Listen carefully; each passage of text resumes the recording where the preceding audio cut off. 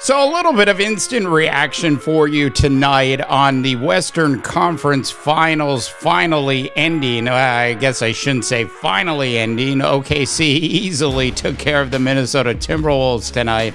Ended up winning the game by 30 points and actually held the Timberwolves to just like 9 points during the first quarter of the game. It was a horrific performance by the Minnesota Timberwolves, but I think the best line I've heard so far is that the Oklahoma City Thunder defense should be called the Takers of Joy. Welcome back to the NBA Rundown. As always, I'm Dave DeBaugh, coming to you live and on tape from the heart of the Silicon Valley. So this name for the Oklahoma City Thunder, the Takers of Joy, like if you watched any of the game tonight, that is exactly what happened to the Minnesota Timberwolves. It was like piranhas in the water circling around all of the Minnesota Timberwolves players tonight.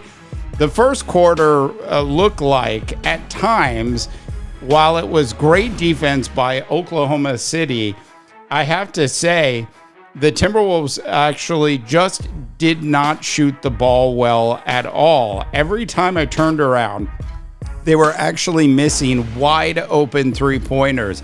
They missed a series of layups as well, and if you were playing drinking games at home, take a shot every time the Minnesota Timberwolves scored, you were probably more intoxicated before the start of the actual game than after the first quarter. That is just how bad the Timberwolves played. Now, the Takers of Joy certainly took advantage of that in the second and third quarter and built a large lead that the Timberwolves struggled to actually get down. At one point tonight, it was a 37-point lead in the second half for the Thunder. And when I think about this Minnesota Timberwolves team, a team that has made it straight to the Western Conference Finals 2 years in a row, which, by the way, is a monumental accomplishment for this particular franchise, I have to start to think and wonder what kind of shakeups are going to have to be made for the Timberwolves to actually make their way back to the Western Conference Finals for a third year in a row. They built a roster specifically around trying to actually beat the Denver Nuggets. And of course, they actually pulled that off. Now they have to actually go out and build a roster that's going to somehow take down OKC. And I think in order to actually do that, there's going to have to be some serious conversations with the new ownership group in Minnesota about what do you do with Julius Randle. Do you bring Julius Randle back, or do you move on from Julius Randle? Now, I suspect, without overreacting at this point, that they'll bring Julius Randle back. But I'm not really sure if that's ultimately the right move for this team, because clearly, to everybody who watched this series, OKC was the dominant team. I had a friend actually ask me who I wanted to win Game 7 of the Oklahoma City Thunder game versus the Denver Nuggets in the last round of the playoffs. And that answer was just unbelievably easy for me. I said, hey, I hope Denver wins. If the Timberwolves end up playing OKC in the Western Conference Finals, they're going to end up losing. Now, a couple games ago, after the Timberwolves actually ended up winning by over 40 points against Oklahoma City, I thought that Chris Finch had actually really figured something out about how to slow down Oklahoma City.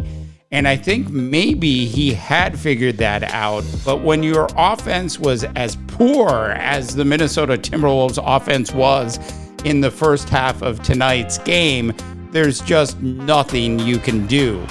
There are times where the Takers of Joy absolutely poured it on in the first half of tonight's game in a way that absolutely demoralized the Minnesota Timberwolves. Now, I can't believe I'm going to say this to a team that lost by 30 points, But if you watch the first half of this game, tonight's game could have easily been a 50-point shellacking, and it wasn't.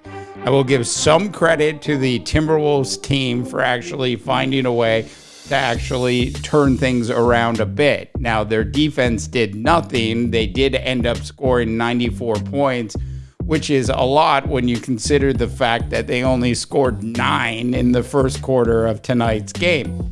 And the Timberwolves did end up winning the third quarter of the game.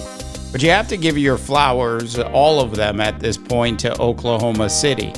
And quite frankly, I think the two teams remaining in the Eastern Conference are going to find it hard to actually beat OKC. I mean, if I were betting on this right now, I would say OKC in 6, regardless of who the Eastern Conference contender is. That is assuming there are no major injuries along the way. And if OKC is actually going to lose in the NBA Finals, I'm willing to bet that it's going to be because of either an injury that occurs or that they actually get out-coached. And that is something that I seriously doubt is actually going to happen.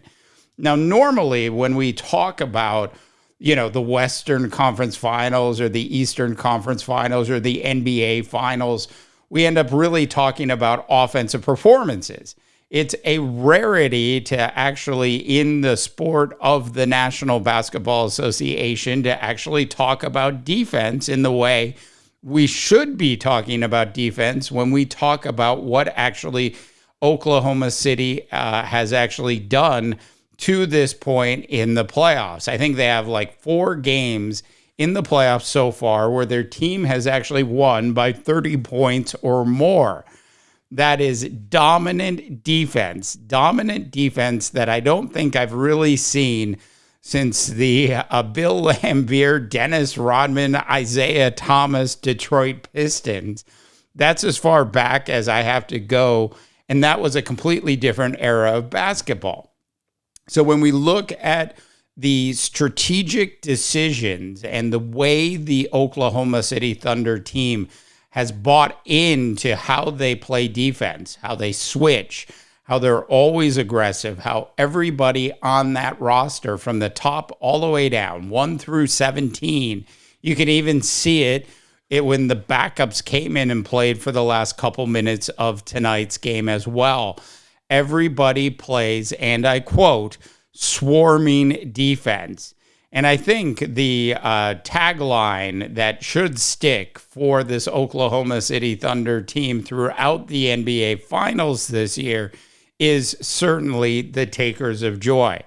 Because as I mentioned, I don't think the New York Knicks or the Indiana Pacers really have a solid shot at beating Oklahoma City in the NBA Finals this year. All right, love to know your thoughts and opinions on the takers of joy. A lot of times we hear coaches talking about defense, and we hear a lot of that in the NBA, but we seldomly actually get to witness it. And that is exactly what we're witnessing with the Oklahoma City Thunder at this point. 34 points for SGA tonight.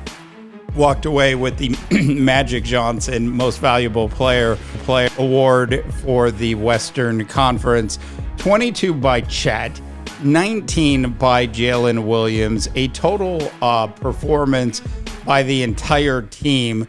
And it was actually nice to see during tonight's telecast how much love was actually given to Alex Caruso. When Alex Caruso was a member of the Los Angeles Lakers, I thought the Lakers should never, ever allow Alex Caruso out of their sight. And of course they did. We saw tonight what Alex Caruso can do, and we've seen it, throughout his career. He's not the kind of guy where you take a look at the stat sheet and you're suddenly wooed or awed at all. He's a blue-collar player who knows how to play defense at an elite level. Combined him with Lou Dort, who got really hot in the second half of tonight's game and drained a bunch of threes. and you have two players who are elite defensive players who can absolutely shut down anybody. And that's exactly what they did to Anthony Edwards, aka the Ant-Man. Now, I'm sure the Ant-Man will learn from what happened this year and will come back retooled next year. But I think in order for the Timberwolves to actually find a way, assuming they make it back to the Western Conference Finals, if it's the same exact roster that they have now against OKC, they're going to lose again. So Tim Conley will have to make some adjustments to the roster once again, and most likely make some major changes in order to see if they can take that next leap to that next level. We did a short podcast the other day on SGA actually being the true most valuable player and Anthony Edwards isn't. And that's simply to say that Anthony Edwards is still a couple steps behind where SGA is today. All right, that's it for my instant reaction to the Western Conference Finals. Wrap it up. Once again, love to know your thoughts and opinions. Please go ahead and drop them in. As always, for the NBA Rundown, I'm Dave DeBaugh, wishing you all a tremendous rest of your sports viewing day. I don't ever slow up, no I don't take shit. I got no love for the fakeness. If you wanna play tough and wanna hate this, I'll always show up and make a statement.